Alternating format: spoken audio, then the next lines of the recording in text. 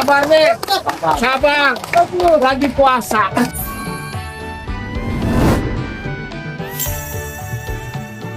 Gimana gue? Lawan. Sabar nih, sabar. Lagi puasa.